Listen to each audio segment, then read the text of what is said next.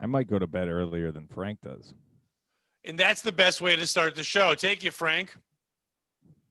Hey, thank you, Pat. Welcome to the Pat Oates Show, the POS show with Pat Oates and his co-host, Mr. Bobby Tamburo. Today, we have two special guests. First, we have Matt Mead from the Sports Mask Collective podcast and a funny comedian from Harrisburg, Pennsylvania, Manny Santiago. Back to you, Pat. How'd he do? Did he get you guys' names right? That was great. That was perfect. Use dude. my government name, but that's fine. Yeah, I loved it. Yeah, he doxes Thank everyone. you, guys. That's what he does. That's fine. I don't care. All right. Just give me my social security number while you're at it. Nice. I'm surprised he knew I was a comedian. Yeah. Well, he was told by Bobby if he didn't mention you were from Harrisburg that you would leave the podcast.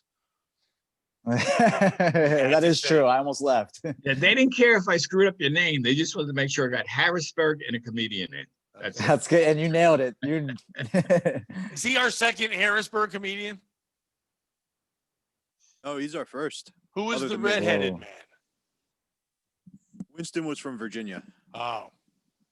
Well, good. Yeah. We like You know Harrisburg me. I better. just like to pick the best from each city. That's why we grab Winston. Nice. We grab We like- Manny. We like Harrisburg Best of the better best. because that guy was mean. No, Yeah. I'm kidding. He was super fun. It was a good time. Well, Manny, thanks for coming on, and Mead, of course, thank you for being on Sports Max course. Collective. If you, all you gotta do is say the word mask, and you're right with those podcasts, right? That's it. Anything close. I don't even. We tried to change the name and it just. I mean, it's just easy. Not It's under easy the to iron catalog. fist of Ski Mask host. You can't leave the name. Well, no. Trying to do We it by being had offensive, but he's not being variants. Ski Mask offensive. He's just being offensive. We had variables with the word mask in them. So, you know, Stay under the umbrella. we It's fell going on to be an Sports Mask empire Collective. someday. Who cares? Yes, exactly. An There you go. empire in Chuck Mangione's basement. Did either one of you I guys? don't know, did you guys take a significant loss in following? I'm sorry, what'd you say? I know most of your fans stormed the Capitol. Were you worried about the loss of followers? I lost 6, but that was just because of my bad opinions. It was funny to see how many people that are compound great- media fans were complaining they lost Twitter followers. It's like those were the bots that Trump had, you moron. Like that's what they Right. were. When Trump went away, all the Trump bots went away. You didn't lose followers. You had 7. You have 2 now. It's fine. I didn't lose it. Did anyone here go to Yeah. DC? Anyone attack?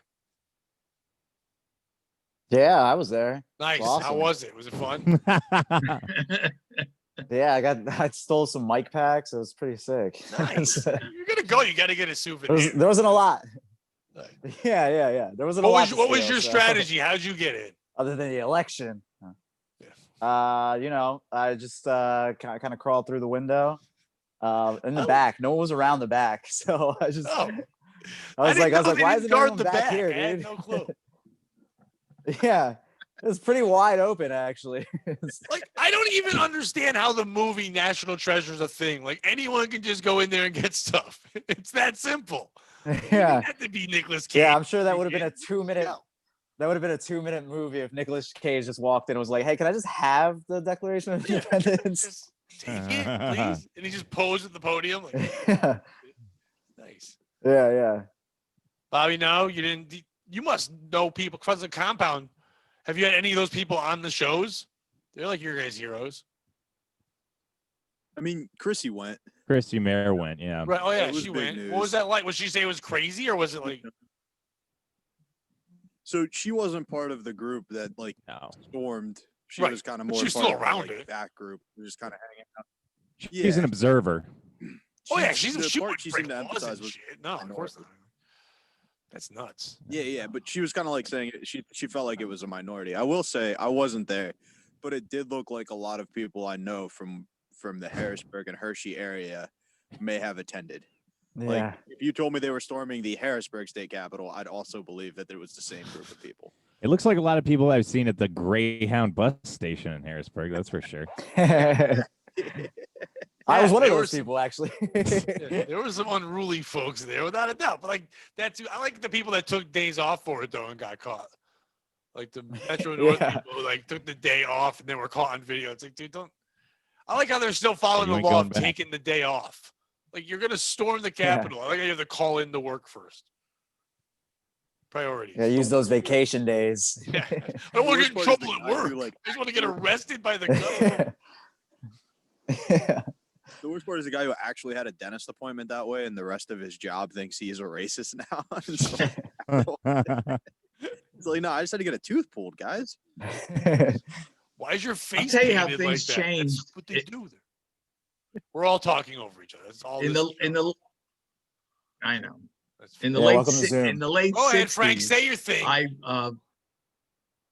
Well, no, this is true. This is beneficial, and you'll understand. You may learn something from All it. right. In the 60s, by mistake, I walked into a protest march against the war in Vietnam on Fifth Avenue. We're looking for the bathroom. Unfortunately, I was wearing a Marine Corps uniform, and they looked at me as somebody attacking them, and so they took umbrage to that, and they went after me, except they didn't come after me with guns or flags or pipes or fire extinguishers. They threw eggs at me. I got pelted with eggs. Raw eggs. Yeah, whatever happened to the old the old time protests where you throw like cabbage? So everybody always Like had tomatoes. Everybody always had produce. There was a lot of produce in those old That's right. Yeah. the I town got the eggs. town Yeah, shaming. eggs, Fifth Avenue, Yeah, quality those eggs. fuckers didn't have fridges, so it was like if it was like afternoon, their food's gonna go bad, so they just tossed it at folks. Yeah. Who's on their way to the stocks these days, and what's about to turn that we could throw at them? Oh, good. Hey, but a cabbage is like that's a heavy toss. A whole cabbage, you could fuck someone up with a cabbage. Yeah. No, it was probably shredded. It wasn't coleslaw. Yeah, it was you medieval asshole. They weren't throwing dodgeball. slaw. You think they threw shredded cabbage? It's so much harder. It's like a wedding where you throw rice in. It's just cabbage. Oh my god! Yeah, they're adding, dude, mayonnaise. I like to use a nice light mustard when I do mine. What are you doing? You're ruining the whole thing. Yeah, they were throwing hard cabbage and tomatoes, and like Yeah, children those that days they weren't had white. condiment stations. All right, let's do the show, Frank. Thanks for that knowledge. Did you get the stains out of your? Pat, I spent probably 30 seconds out of the 3 minutes of the bit. So Why is it I a don't bit? think that I infringed on it at all. Why is it a bit? But the story. An It's anecdote. not a It was bit, it's supposed a to be the story. truth. It was the truth. Did you get the fucking enjoyed eggs out of your marine clothes? Yes, I did. Then it didn't Yes, really I happen. did. You can't get And eggs. someday I'll tell you why I was on Fifth Avenue. Why were you on Fifth Avenue, Frank? It's a very hostile environment. On to the No. next episode of the Pat Oates podcast. I don't Why want was to. Frank on Fifth Why were Avenue? you on Fifth Avenue?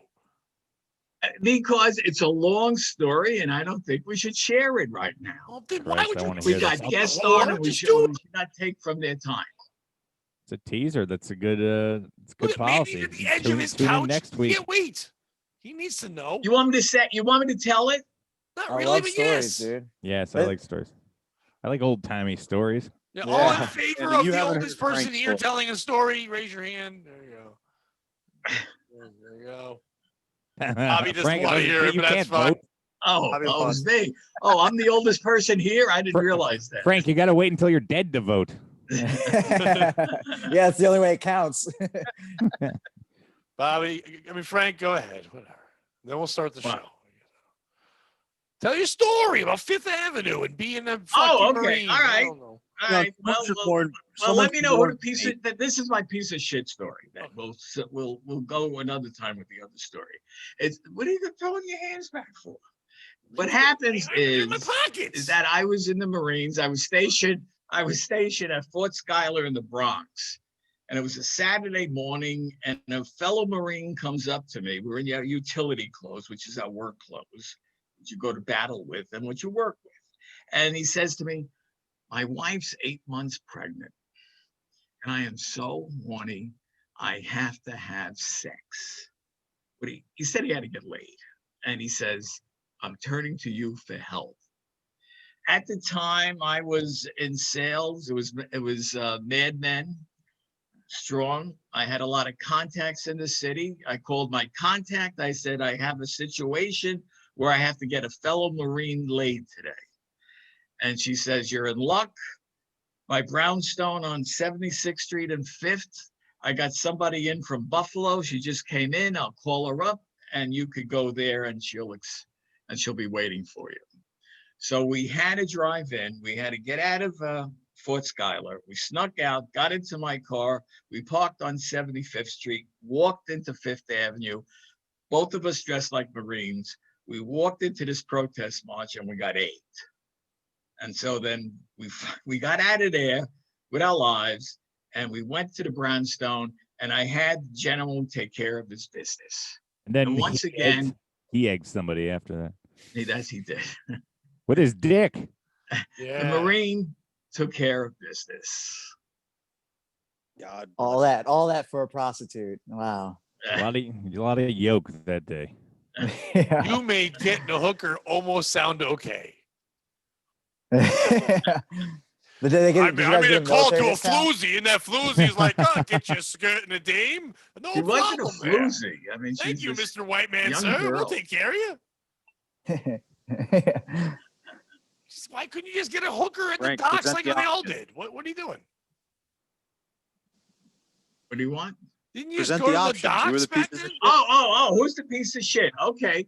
The parade on the protest parade on 5th Avenue, all of them were a piece of shit for throwing the eggs at Marines who were fighting to save their lives in Vietnam, number one. They were getting Number hookers. two, was it the young Marine that was horny as shit? Was it me for looking at him in the eyes and saw the pain that he was going through and made the call to put the deal together? Was it the hooker herself, this young, innocent girl who never did it before, and this is the first time she was going to do it I don't think so. to help a fellow Marine? Do you believe Or that? was it the madam? The madam that I was able to call. You know No, what? I Bobby, would no say one it was believes you that. for- No one believes it was her first fucking time. This was a soiled whore. No one believes that part. That part's bullshit. Goddamn unicorn. We're not That's even what she going to told that part. me. She was not a fresh one. She was a fucking sour. She was Yeah. worse than the eggs. All right, Yeah. Bobby, I didn't what's have the a piece of resume shit from in Buffalo. Frank's story? Frank is the piece of shit. When somebody comes to you and goes, hey, my wife's 8 months pregnant, I need to fuck somebody, say, yeah, go fuck your 8-month pregnant wife.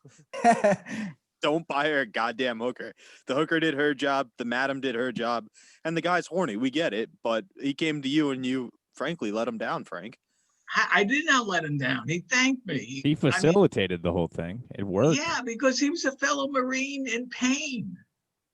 I mean, you don't leave your Marine in pain. You take Yeah. care of him, whatever you have to do. I mean, how much in pain was he? I mean, this is How much in before- pain was he? I'll tell you. At that time, it was $75. Nice. that was a That's lot. a- Then. Hang on. All right, Yeah, I Mead, was who's gonna the say. piece of Go, shit? Bob. Well, Bobby has to say something still. You screwed up. Then God sent you a sign on your path and was like, don't do this when you got egged. Like, if you ever needed a sign to be like, maybe this is a bad Turn decision, around. it Yeah. was you getting egged, and you just persevered anyway. You know, I have to say something. This show over the last couple of months has proven to me what a fucking piece of shit I really am. We didn't get there yet. Only Fine. Bobby said I that have so to far. come to a Jesus moment. I have to come to a Jesus moment at 79. Mead, wait, who's the piece of shit? No, I'm letting Frank off on this one. I think right. the Marine was like, how badly do you need to get laid to like cheat on your pregnant wife? You know, well, this was like before Prego porn and all that, and the women were all riled up when they had that bun in the oven and trying to get the baby's head smashed by a cock. But you know, how badly do you need to bang? Just rub one out. He was in pain. Okay. Just put that paint all over a fucking toilet seat. Yeah. Ew. He's the Is that what piece. you jerk off on toilet seats, dude? Right on him. The poor pregnant wife is gonna sit down in jizz. Yeah, what? 8.5 months, she has to hover down because the guy's just like, fuck, that's where I come. She has to But, clean it. I'm calling your boy the piece of shit in this one. Nice. You were Manny being was the piece of shit. you were being a good friend. The whore was a whore. She did what she needed to do. The protesters are just fucking brain dead. So, your buddy's a piece of shit. Manny.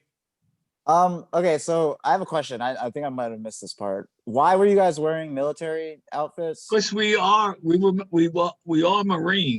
Okay. We were stationed in the Bronx, and he came over to me in this pain that he was suffering, and he wanted relief. And he knew that I was in advertising in Madison Avenue, and I had connections, and so that's why he came. I to love me. that question. I hope it was because like that's what we cosplayed. That's what we. Yeah. Wait a second. That's what I was thinking too. How are you Don Draper and in the Marines at that time? I was a reservist. Oh, at the reserves. time. Okay. All right. I was a He reservist. was a reserve Don Draper. Right. Right. And so the madam that you went through or whatever, she knew that you guys were Marines, right? Well, no, she didn't.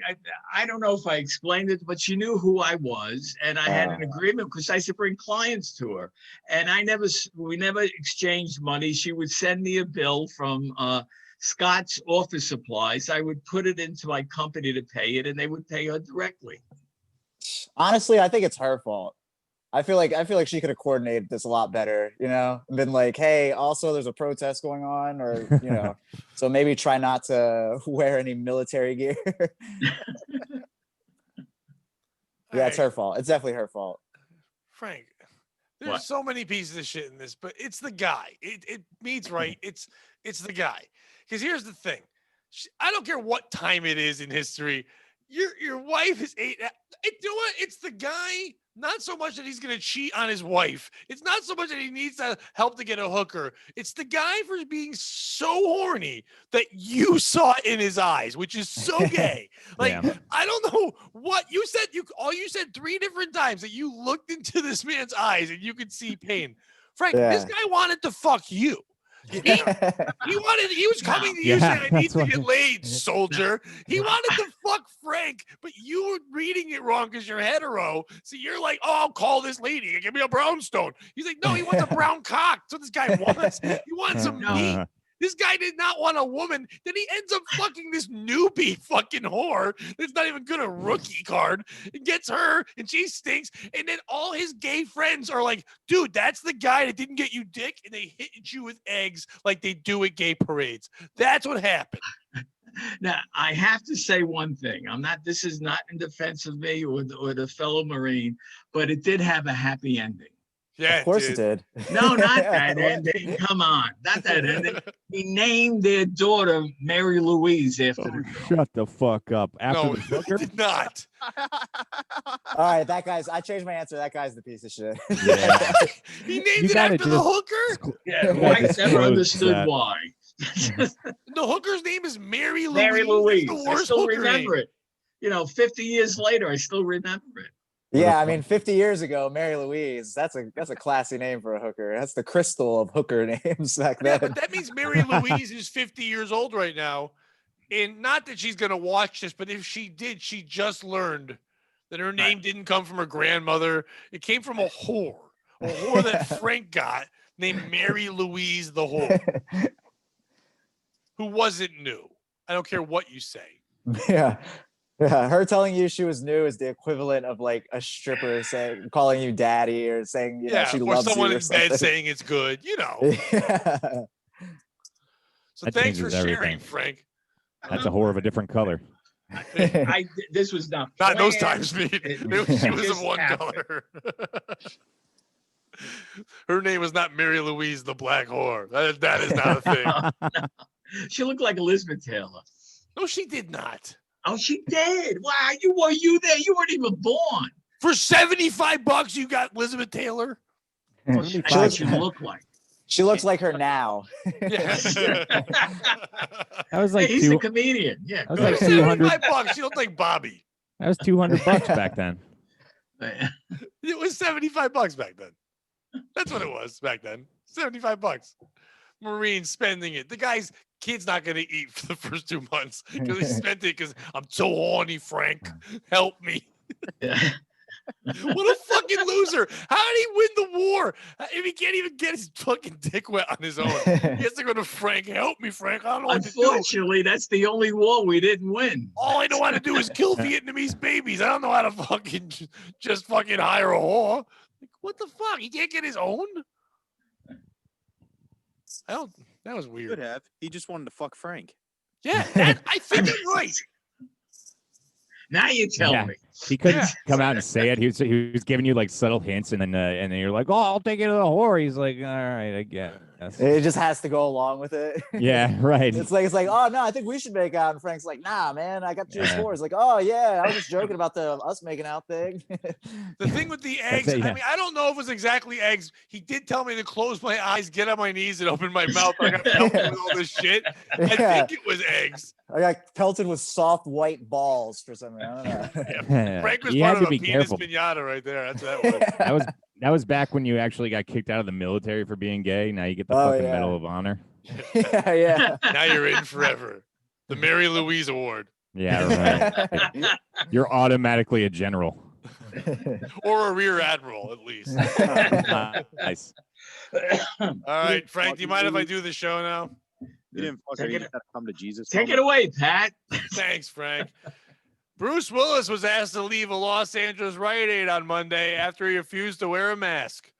The Spy says that, it's page 6. They call everyone that's a reporter a spy, which is super fucking annoying. So I'm sorry. But the Spy says people inside the store became upset that Willis, 65, wasn't wearing a mask, despite having a bandana tied around his neck, which you could have easily pulled up. We're told the Die Hard star, who was photographed at the store without a mask on, walked away without making his purchase. A rep for Willis didn't return page 6's request for comment.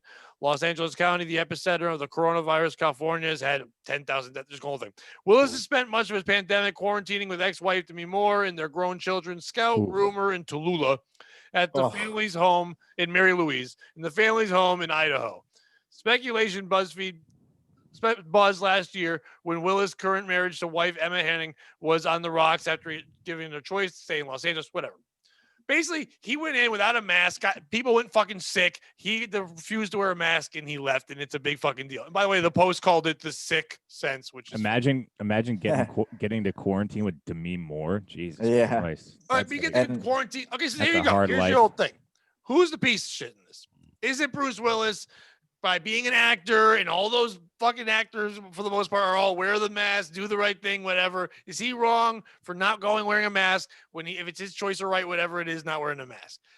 Or is he a piece of shit for not complying once they're like, hey, dude, I don't care if you're Bruce Willis or not. This is my fucking establishment. Wear the fucking mask. Is it the people at fucking Rite Aid for fucking calling it out? Because if it was any of us, they would have just thrown us out. They wouldn't have called page 6 or called people and reported it because it's Bruce fucking Willis. So let's make a big fucking deal to get attention to our stupid Rite Aid that in Idaho or where the fuck he is. Is it Demi Moore? Because listen, if she went out instead of fucking Bruce, I know they're broken up, but she could have gone out and nobody would have cared if she had a mask on or not. Because I bet you Right. she was amazing, and she could have worn no shirt and a mask, and nobody would have given a shit. She could go and do whatever, or Rumor or Tragedy, whatever the fuck their name. Any of those dumb kids could have gone in and done it too. Why is Bruce Willis shopping at a Rite Aid? That's the fucking real question. He's Bruce goddamn Willis. It's right around Christmas, his biggest movie time. Die Hard. Why the fuck is he going to run? What is he buying? Condoms? He's with his ex-wife and his 80 kids. He's not doing anything. Is it them? Is it just the whole world for giving a shit? How is this a story? He went in without a mask. Who cares? If he gets sick, he gets sick. If everyone else had masks on, they're fine. It's not how it works. Manny, who's the piece of shit in this story? I'm gonna say, because I used to be a Rite Aid employee, so I'm gonna say the Rite Aid employees. And I mean, only because, like, you know, Would you have cared if Bruce Willis came in without a mask? Would you have told Bruce Willis to put a mask on? No, I'd be like, holy shit, it's fucking Bruce Willis. Yeah, Right. that's what I would Isn't that the initial response? Like, holy shit, it's Bruce Willis, not gay. No, the initial response is, "Holy shit, that guy looks a lot like Bruce Willis," because you don't believe it's Bruce fucking Willis. Yeah. It's John McClane's walking in without a mask on. I'm asking for a picture, dude. I'm not, yelling at him for not wearing a mask. I don't care as much. I'm taking my mask off and taking a picture with them so you can see my face in the fucking picture with that fucking John McClane. Somebody said something funny. They said they had the picture and the caption, "You're lucky I have shoes on." It's a Die Hard reference. I like it. But who's the piece? Does the Rite Aid people for what? Why are they for? I think they're pieces of shit for. Are they the ones that ratted him out? They said a spy in there, but I mean, like, if you're either a customer there or someone in the Rite Aid did rat it out. We don't know who did. And I think the pictures of him standing. The nosy Nancy who did. Yeah. Then maybe it was. I think it was the spy. Then I don't know. Maybe I shouldn't fault the Rite Aid employees as much because they're just doing their job. But yeah, I think it's sometimes more they are. Yeah, that's true. I didn't do my job a lot. That's why I don't work there anymore. But yeah, I think I'm gonna say it was the spy. The spy. If they have to call themselves a spy too, like, come on. Yeah, that's the thing from fucking Page that was just really annoying. Oh yeah, and I forgot we were supposed to also. Our new thing is we always say who wrote the article so we can also make them a piece of shit. So Francesca Baccardi from fucking New York Post, who calls people spies. Yeah, she can also be a piece of shit. Bobby. Yeah. Yeah, I think it's Page 6 for picking up the story and running with it. It's a stupid story. Everybody's had a meltdown so far. It's like, even if you're the most mask loving, wearing 4 masks outside and 2 gloves, you've had a meltdown at some point. You caught Bruce Willis in his meltdown. It was at a Rite Aid. He didn't beat anybody up. He didn't use racial slurs. He just didn't want to wear a mask and have some sense of normalcy. Just ignore this one. You know what I mean? Like, don't put that out there. And if you're Page 6 and your point is, well, we need to put this out there so people know to wear a mask, you're just empowering the other side to be like, see, Bruce Willis won't do it. John McClane doesn't need one. Neither do I. Yippee-ki-yay, motherfuckers. Yeah, they should have wrote Yippee-ki-yay, motherfucker in the Post. They've written everything else stupid. They could have written that.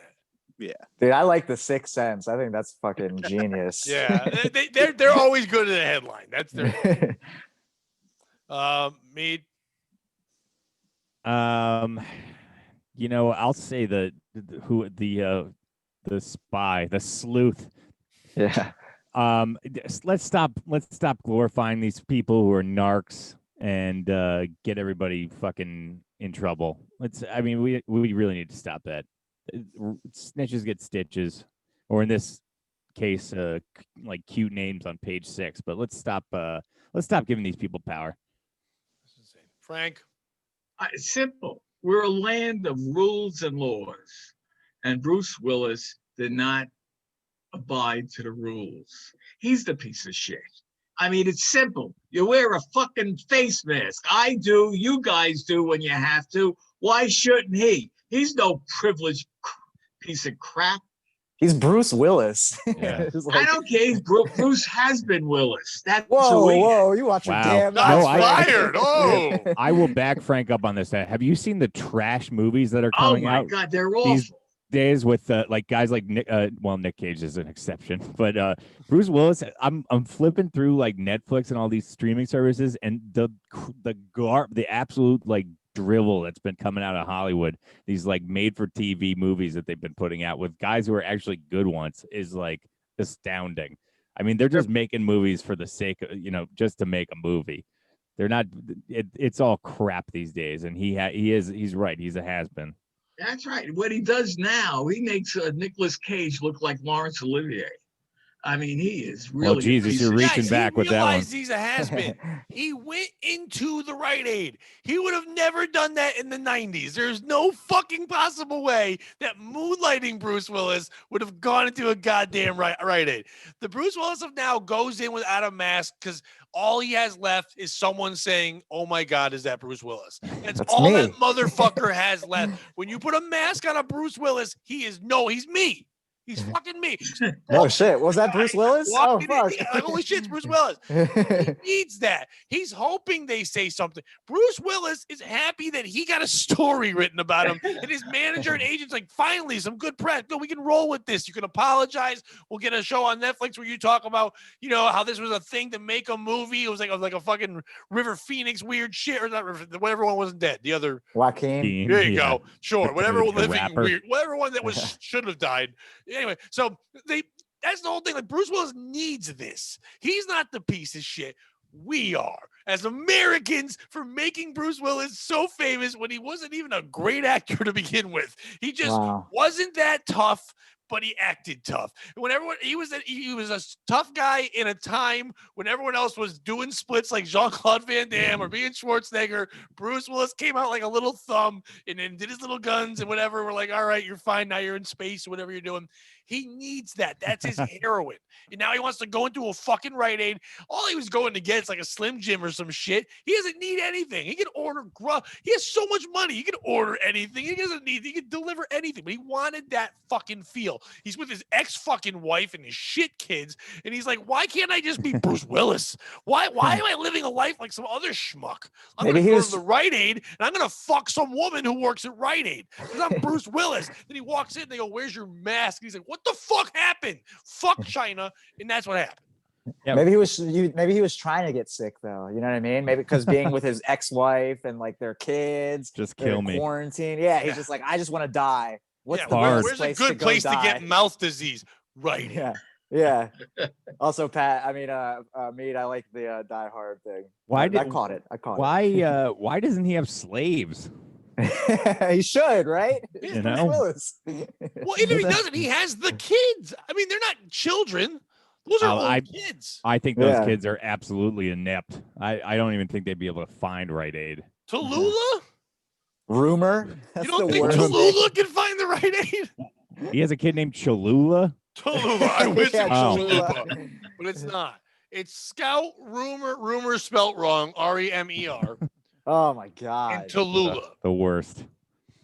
I think his kids are the fucking bad guy of that story. How about them owning a home in Idaho? What the fuck's that about? Yeah. What's the last frontier? What are they, Mormon? Is that it?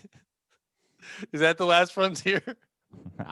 Where are we gonna go when the shit hits the fan? Probably Montana. Yeah.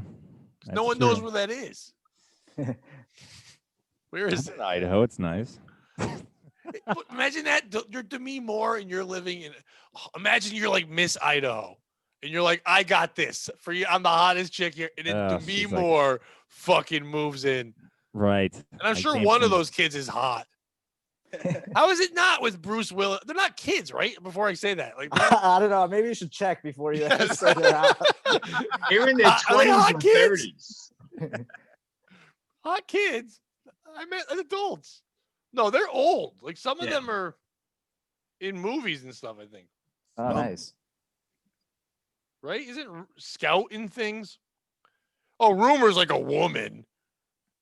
Tallulah's like, oh my God, she looks sickly. Frank, I might need your help later. I'm going to be so horny. Hey, Frank. My connection has grandkids. Tallulah is 26. They're all just staying at the dad and mom's house. I don't even want to Google this because it's going to cause trouble. Rumor is 32. And what was the other one? What? Are you serious? Yeah, I'm not kidding. They're not young. Or does she just look like it? I don't know. I guess I thought that like if they were living all together, they were still children. Like, oof. That's a tough jaw that she's got. Scout's 29. She really is Bruce Willis and Demi Moore in one person. She all their worst qualities. Literally. She's all their nose. She's Demi Moore, G.I. Jane. Holy fucking crap.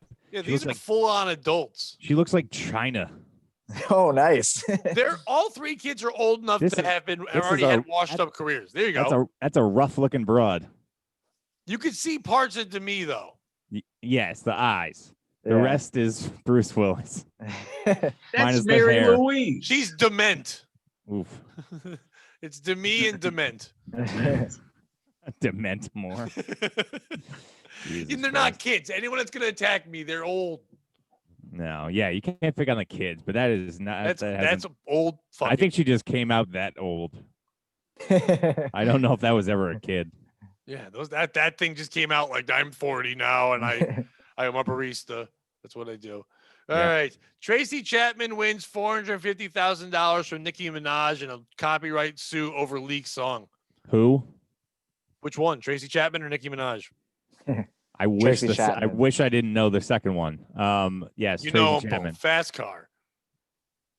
Oh. Yeah, an actual really talented musician from years ago. But Yes. I thought Tracy might have been a man, but I do remember Tracey Chapman. Sorry, a Nicki Minaj song that sampled Tracey Chapman's Baby Can I Hold You was left off the rapper's 2018 album, but leaked to radio and internet, and the singer is successfully sued for copyright. Basically, when the album came out, she had been told, you can't use this, you didn't ask for permission, so she didn't put it on the album, but let it leak out everywhere as a single.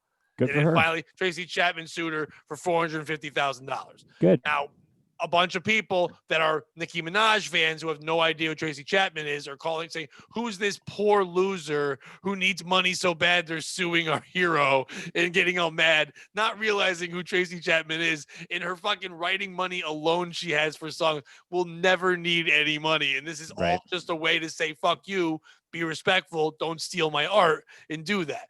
Now, who's the piece of shit? Is it Nicki Minaj for just thinking I'm Nicki Minaj and people are going to get over it and I can just do whatever I want and steal things? Is it the fans for being so ignorant they don't even know who Tracey Chapman is and think it's okay and helping build the ego, a thing like that? Is it Tracey Chapman for not just saying, fuck it, let it go, whatever, I've got a lot of money? Manny, who's a piece of shit? I see, because like I'm a big like rap music fan, so like I know that like sampling is like a thing in rap music. Right. And like I know that that's, you know, how like a lot of artists introduce like their fans to like, oh, this is but nowadays they always ask for permission, they pay for things, sometimes they're just given yeah She was told no. Yeah, and I mean, she was told no, and she didn't have it on the album. I mean, it was leaked. You know, that you could say that wasn't her. It was just someone on her team. Now I'm sure it was her. You know, just being like, well, I fucking love this song, I'm gonna put it out. So I'm not gonna put it fully on her. I think I'll put it more on her fans for pressuring her to, you know, put out new music so bad that is stealing copyrighted material, you know, and releasing it after she was told not to. You know, that's on the fans. I don't think that's on Nicki Minaj or Tracey Chapman, you know? Frank, who's the piece That's of where shit? I stand. As an advocate of the laws of the land, I would have to say whoever advised her to drop it is the piece of shit. It may be her, or maybe a manager, maybe the record producer. Might Whoever be that ass. advised her to do it is the piece of shit. It could be her. I don't have all the information, but I go by the laws of the land. And says the man who bought hired a hooker to to start hooker. Yeah. Well, that's another story. Now you're turning it around. What were the laws of the land then? Bobby. I need more details, because did they try to reach an agreement? Like, and did the lawyers fuck it up, or did Tracey Chapman just go no? Because if Tracey Chapman just went no, then I think it's on whoever leaked it. But if like they tried to reach a deal and it was a money thing and they just couldn't get there, then it feels like lawyers got in the way of two artists who probably would have worked together otherwise. So I'm going to say the lawyers and this are the piece of shit. I would like to give you more information, but this stupid thing doesn't want to give me. All right, hold on. Let me see if I find something there. Boom. Minaj first made the argument that a ruling for Chapman in this case would infringe on artists' rights to experiment in the studio. So that was her first thing, saying when Chapman's like, don't do it, she's like, well, now you're infringing my rights to try to fuck around with shit. The argument was upheld by U.S. District Judge Virginia Phillips in a summary judgment, who agreed that creating the song was fair use for copyright, but then set up a trial to explore who was culpable for leaking the song to the public after the studio experimentation. Minaj began to argue that the case was a mystery as to who leaked the audio, suggesting as it may have been the rapper Nas who was featured on the song. So maybe Nas did it. That's throwing Nas under the bus. Yeah. Fuck Nicki Minaj now. Now Nas is just doing shit. Yeah. But ultimately, Minaj offered Chapman a $450,000 judgment, and Chapman has accepted, ensuring that the case won't go to trial. So if she thought it was Nas and wanted to go, why would she just say, "Here's $450,000"? She's trying to say it wasn't me, but why would you pay it then? If you think it's Nas, Nas has a $450,000. Make him pay it. Well, how much is $450,000 to Nicki Minaj or Nas? Like that's just fucking pocket change. I'm going to make this statement by She saying just wanted I'm to not shut her saying up. this because of any kind of stereotypes. But a lot of people that are rappers, when they make a lot of money, they don't invest it well. And they spend it on things like shiny shoes and in helicopters made out of tigers. So she might not have any actual cash. Never know. You know, I think Nicki Minaj is doing well for herself. She's one of the top female rappers. Listen, Jeff Bezos is doing well for himself, but he doesn't have any cash. It's all in Amazon stock. Some of these people don't have any actual cash. So who knows what she has there? It might all be in ponies. We don't know. She's got a safe in that ass, I think. She keeps all her money. I don't think anything's safe in that ass, but that's fine. That's true. Bobby. So after that other information, does that help you in any way? Yeah. She definitely said no. No, I the way I read that, it seems like she was cool with the $450,000, and that was an average payment. So I'm gonna go again with my classic argument, the author, because this is making more out of it than there was. Oh, the article. Take that, Christian Haloob. You fucker. You terrible writer for Entertainment Weekly. There you go. You're going after the big people now, Bobby. Look at you in your Compound Media studio yelling at people. All right. Who didn't get to chime in? Frank, you did. Mead, you did. Manny, you did. I think it's Tracey Chapman. Wow. Really? And here's why. I think she's right for fighting it. But the second that money is offered, the statement I should be reading is it goes right to a charity or to a music group. I just heard that Tracey Chapman got $450,000 out of it, which means that she's just looking around waiting for whatever.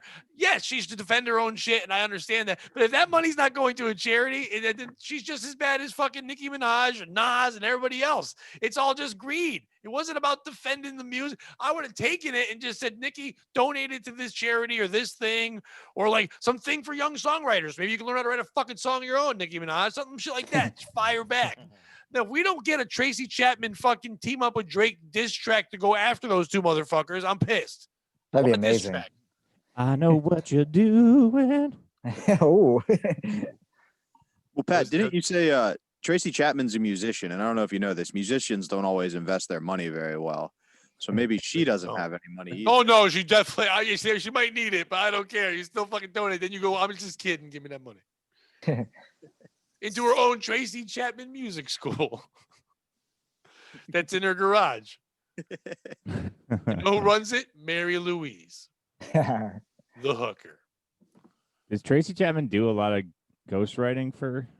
She does. She has written a lot of stuff. I don't know if it's ghostwriting, but she has written a bunch of shit. Ah, So, nice. I think she only had like Fast Car and one other song that was like out. Yeah, I know what you're doing. I thought that was Bonnie Raitt. I confused them, and that makes me woke. By the way, it makes me very woke. I think she was the one who got busted ghostwriting for Drake, though, now that you say that, right? Yeah, Tracey Chapman. Yeah, she was his ghostwriter. Yeah. All right. Final story of the fucking evening. Oh, Frank, did you want to do both of your stories? Now, the other one's an epic story. It's too long. I mean, it is long. Does anyone want an okay story about Chuck Schumer or an epic story from Frank? I thought he said an ethics story. No. I thought he said an ethnics story. We're all listening. What do we want? Yeah, let's hear it, Frank. I'll take a Frank story to close it out. Yeah, but it's long. I mean, you always complain that I tell long stories. It's okay. 2021. I'm trying to be understanding. Okay. The hooker one wasn't that long. Okay. No, it was unexpected. So It was great. And that was, I like when Frank reads the stories because he sounds like Stan Lee, and it's very comforting. I like that. All right, let's go back to 1979, April 1st, 1979. I was 5. Jesus. Alan Abel, who doesn't know, Alan Abel was a master prankster of our generation. Yep. fact, Frank, any pause 1 generation. second. Let me do this again. To Go ahead. Manny and to Mead. Frank, for most of his life, ran around with this guy named Alan Abel. They were the original pranksters, hosters, scam guys. They did everything. They tricked all kinds of people way before a time where, like, now where we reveal it, they never revealed it to people. They would do these hoaxes, these huge crazy things. And to this day, some people think they meant like these Prince Azirs and all these crazy things. And they went around forever. There's a documentary about them. It's awesome. Frank, go ahead. Holy shit. Okay. That's incredible. In 1979, Idi Amin, who was the president general of Uganda, but also one of the worst men that walked the planet of the earth since Hitler, he eliminated and murdered many of his fellow countrymen. The world got wise to this, and they went after him. And he disappeared from Uganda, and the world was looking for him to press charges and bring him to trial. And what happened was that Alan Abel, my cohort, my master of pranks, was on the Long Island Railroad and saw this guy that looked exactly like Idi Amin. So he knew there was something we could do. So Alan went to HBO, who was a fledgling network at the time, and they wanted to do 12 shows with him on pranks. And they said, we'll fund this, and we'll look at it afterwards and come up with a deal. So they funded the deal. And so we came up with this concept of having Idi Amin show up at the Plaza Hotel on a Sunday afternoon on April 1st to get into the United States. He was not coming in. He wasn't seeking political asylum. He was marrying a Jewish actress from Long Island for a boatload of money. That was the story. Okay, so myself dressed as Prince Amir Assad, as you could see over my head, had a burnous on and a suit. And to my right was Idi Amin and his future bride. And we show up at the Plaza Hotel at 12 o'clock to check into the presidential suite. One of my henchmen pulls out an attaché case, takes out $300 for the room for the night and $100 for incidentals. They bring us to the room. At 3 o'clock in the afternoon, one of my people call up the jewelry store at the Plaza Hotel and says that Prince Amir Assad would like to come and buy some jewelry. He doesn't want anybody in the jewelry store. Your attendants, your salespeople are not allowed to look at his face. When he passes, they have to bow to him. And if he wants anything, he will point to it. So I walk down there with two of my wives that have veils on and Idi Amin. And what we do is we walk through, and as he sees a piece of jewelry, he would point to it, and one of the guys would write it down, and people would bow. We walked out, and we never did anything. We just wanted our presence to be known that we were in the hotel. Like At Bruce Willis in the Rite AID. Right. Yeah. At 12 o'clock that night, telegrams went to all the news media that Prince Amir Assad is holding a press conference at 1 o'clock at the presidential suite at the Plaza Hotel, and he will have with them Idi Amin. And that was sent out. 2:30 in the morning, the phone rings, and it's the night manager from the Plaza Hotel. He gets me on the phone and he says, I understand that Idi Amin will be at the Plaza Hotel tomorrow. I said, yes. He says, I'll be right up. He comes running up. The space is totally white.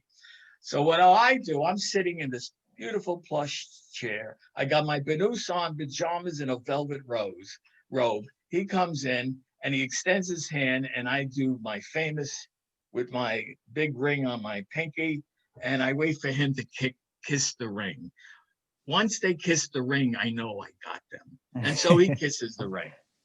And he tells me, you can't have Idi Amin at the hotel. We got guests here and we're afraid for them. I told him not to worry. We got our own security force with guns. And he says, no, you can't have that. I'll supply the guns. So the next day he supplied 3 people with rifles stationed in the back, and they put in a metal detector that the news media had to go through to get in there.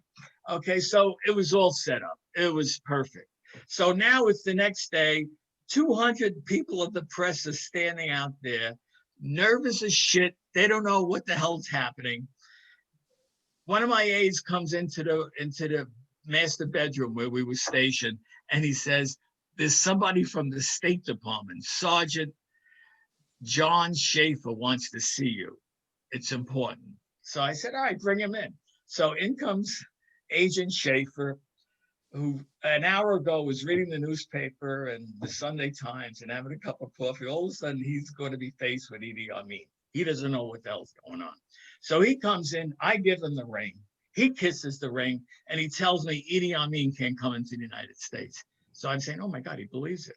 I said, yes, he can. He's coming in, not seeking political asylum. He's coming in as a lover that's getting married. And that's how he's going to gain citizenship, through marriage. And he says, you can't do that. I said, you watch, you stay here and you'll listen. He goes outside.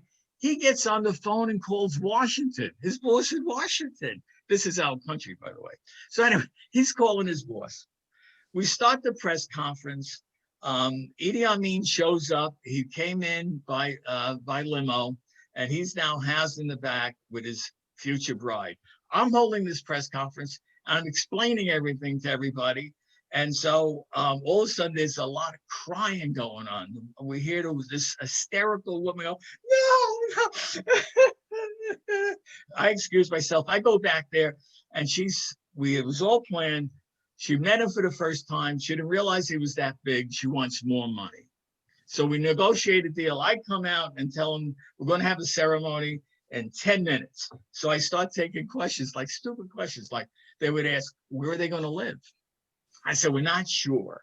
So we have an estate at Sands Point on Long Island and a brownstone in Harlem, wherever they want to live, whatever it may be.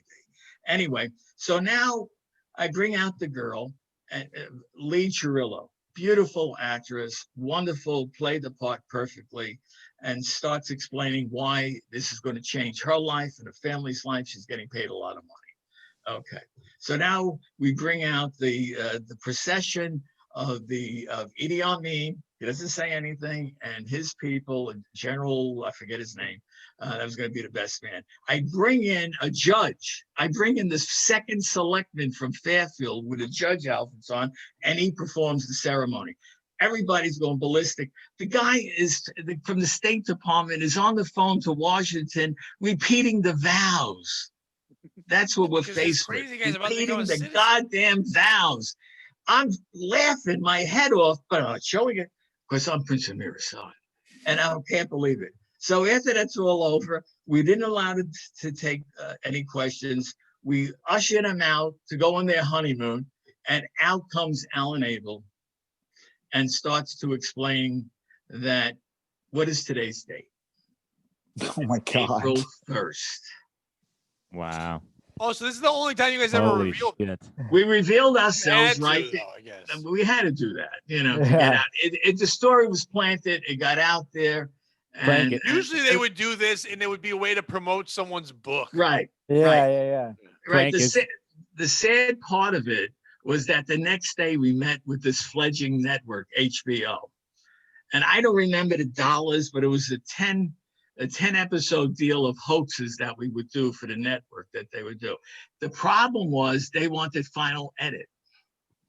And Alan would not give in on the final edit. And we walked out.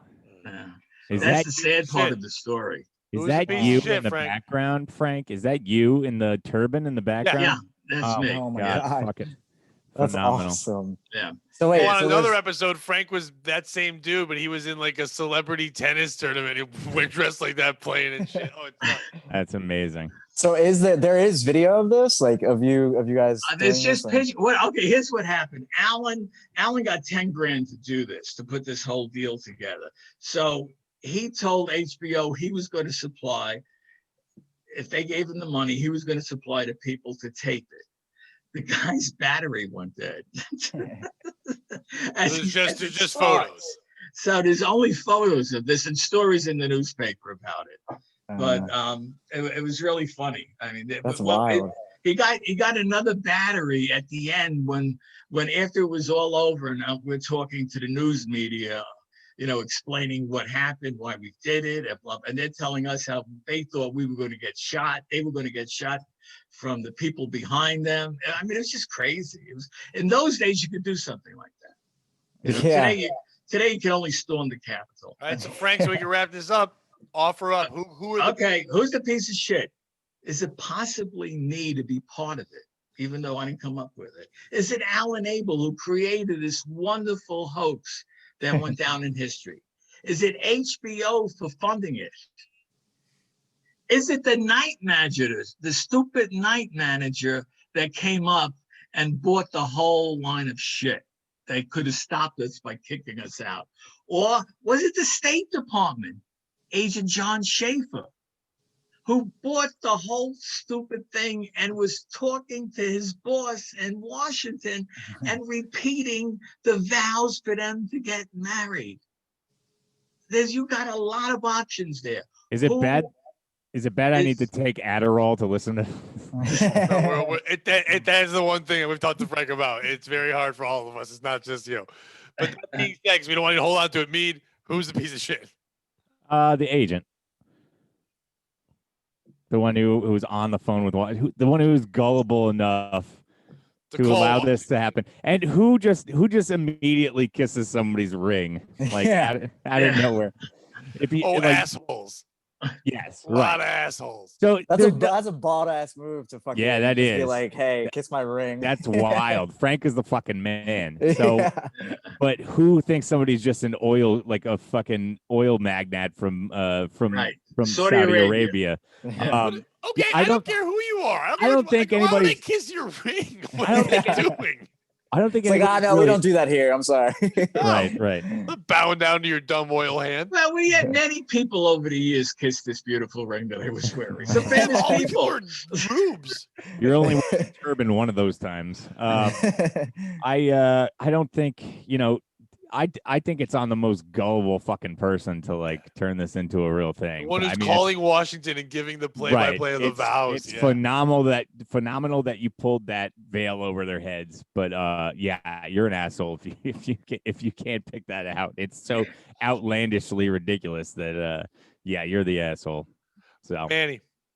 I'm gonna say it's the night manager for the same reasons. Like if it wasn't for the night manager, the agent wouldn't have been called in the first place. Like all that night manager had to do was, look up a picture of like Idi Amin and like his goons or whatever. I feel like the 70s, there's no Google, there's no research thing. You could have gone to the library. Yeah. Go to the Dewey Decimal System, check it out, a little microfiche. And Alan knew perfectly that the night manager on a Saturday night at the Plaza Hotel will be some flunky. He's not the real night manager that you would get on a Monday to Friday. He's the B team. He's on the B team. He's the B team, yeah. Bobby. HBO's the piece of shit. Somebody just fooled HBO's the piece of shit because somebody just fooled the State Department. And you won't give them creative editing? Like, come on. That is true. What do you want? Just give them the editing and get the show. Like, this would have been huge. Yeah, that would have been. Wasn't my fault. That was not my call. That was not my call. No, I'm blaming HBO. I'm saying they should have given Alan the creative editing, and just if you have that kind of genius in front of you, you just let him be. Yeah. And you've seen in the past networks who have taken that gamble on people and have been super successful on it, and they missed a huge opportunity. They're the piece of shit. What they eventually did, they gave him a shot. They gave him one show, and he came up with the concept of having a contest for the smallest dick, and then he had the smallest dick. And he calls me up and he says, Frank, let's do this thing for HBO. They're going to give me the shot, and here's what we're going to do. You're going to have the second smallest dick, and I'm going to have the first. I said, fuck you. I'm not going on there. That's where you drew the line. Yeah, I drew the line there. Committing dick ring. Federal. Yeah. Either I get the smallest dick, or I'm out of there. All right, Frank, you're the piece of shit. Why? Because Bobby, you know this. The other two, I don't know. Every one of these stories, usually at one point, there's an actress, and he mentioned an actress. He said she was lovely. And usually at one point, that woman, for no reason whatsoever, can't resist Frank and needs to want to fuck Frank. Frank has to turn her down. In this story, with all this detail, you got a real actress who's ready to fuck Donkey Kong, and you can't fucking try to get a little hand job before No, this. I You're ain't. kissing Just the making ring. it up. He's got the world's second smallest dick. What do you expect? She doesn't know that part yet. It's her and you, because she took a role in this stupid thing thinking it's going to be on HBO. It ain't on shit. She's in your background for this fucking podcast, and that's it. That's all she got out of this bullshit. Yeah, she's a stand-up comic in Los Angeles now. No, she's not. She's dead now. No, she isn't. No. Drop her name. I was 5. Ruth Buzzy. Is it Mary Louise? Ruth Bader Ginsburg. Martha Ray. Who played Edie Amin? It was so funny. How racist was that casting? Oh, I mean, I felt sorry for the guy because the guy didn't know what he was getting into. Oh, you got some mean, Al and they had Jolson, dude. That looks like shoe polish. It was. It was. I hope it was blackface, and that's the one thing you left out. Oh, man. We had nothing to do with that. But he was on a train going to the Hamptons. He was taking a job at some resort there, working in the kitchen. And Alan talked him to stay. Alan called up the resort wherever he was working and told him that he had to stay with his family for 2 more weeks. Please let him do it. There's a family emergency, and he'll be out there April 3rd or something like that. And that's how it came down. I mean, everybody went for it. I do hate there was the reveal. I understand why. Right. But I hate that because you guys never did that. But I understand why. No. And I get why he had to do it. It was going to go bad. You guys have gone to jail before for the Super Bowl thing and other shit, but you were going to go to jail for a long fucking time. And you were going to be kissing more than rings in there. Is that how you guys revealed it? You were just like, what day is today? Because that was it. Wow. First. Yeah. That's crazy. Figure it out, dummies. Enjoy the Uganda. We had coffee from Uganda there with Uganda bags, labels on it and everything. Oh, it was called Uganda Be Kidding Me. That was the name. Did the night manager get fired? I don't Hilarious. know. It was. I have no idea. Because you guys didn't have any money. But they were relieved in the sense that it was a hoax, that it wasn't real, that this really wasn't happening. Yeah, but then I'm sure they were. Their whole place was like shut down. They couldn't sell any rooms. They had a war criminal potentially living with them. What would you have done if the chef had just gotten shot by the State Department? Like they put a sniper and just took out this not even actor. This random dude, you were like, you want to be in a prank? I mean, do you know how crazy racism and hatred was back in 1960? No. I mean, we didn't think we were doing anything wrong. I mean, we were just pulling the wool over the State Department's eyes. That's oh, there's nothing wrong with that. Thing like that. I mean, it was the 70s. It wasn't. How dumb was this guy to take this role? What did you pay him? $100. I mean, and guess what? We didn't even allow him to sleep in the room that night, the night before. You let Edie Amin just go out loose? Yeah. He had a handler. He did have a handler that was watching, that was with him. Because without him, we had nothing. We had nothing. It's hand law. He made $25 more. I appreciated that. To fleece the wool over. He rode in a limousine too, And you looked into that person's eyes. Edie Amin to get laid, right? Is that what happened? Bobby. Damn it, Bobby. He goes Bobby. Bobby's being told to leave the studio right the fuck now. What are you doing? Get out of here. They're Mead, Skyping what do you got to promote? Me? Oh, Mead. That ain't me. No, what do you got to promote? Oh, not Skype. Yeah, fuck Skype. It's Adderall. Let's see. All right. So Ski Mask Collective, obviously, and Sports Mask Collective. You can check that out on YouTube. My Twitter is I'm Not Mead. And check out Secret Show Comedy on Instagram. And this Sunday, we are going to be live, Sports Mass Collective, live casting from Orange Ale House in Orange, Connecticut at 3 p.m. for the Browns game. So check us out there. Come touch Stansel's belly, and that's it. Nice. Manny? I'm the co-host of 2 podcasts, A Boy in His Fridge, is just me and a buddy of mine, and then a wrestling podcast called Falls Count Anywhere, Nice. which Bobby is been a part of recently. I've been a wrestling fan for 46 years, die hard, so I will be checking it out for sure. Fuck I'll yeah. definitely check it out. So there's that. Follow me on Instagram at emanny. It's EM4NNY. That's where I post like stand-up shows and stuff like that. So yeah. Frank, anything yet? Yeah, I have to give a shout out to some people that are still around that were part of that show. Charles Bartolo, Mickey Hertz, Bobby Pagani, and obviously Cirillo, who was just phenomenal in a row as the future bride of Idi Amin. I like to hear the premise that here's the ones that are still alive. Yes, right. I could listen to Frank all day. I might need a shot of epinephrine, but I could definitely listen to him tell these old I'm war telling you stories. right now, Mead, one of your secret shows, Frank's also a very funny stand-up. I need to Perfect get right him on there. one I've of been them. pushing it, but I'm telling you, that would be have a 79-year-old man saying awful Absolutely. things on your stage would be fun. I'd love it. Bobby. I got the East Side Dave show every Tuesday at 7:30. I have some shows in March booked now. Hopefully we'll get some more things in there. And I'm going to pull the Pat move, and you should also book Manny on some of your shows. I'm sure he'll make the hike up. Yeah. Hell yeah. Anyone on this show is welcome to do anything we can do. That's a good move. And Bobby, don't be mean. Just like our things, follow our things. I don't give a fuck. Thank you for watching this. And Bobby, if you want to send us off. Remember, don't be a piece of shit.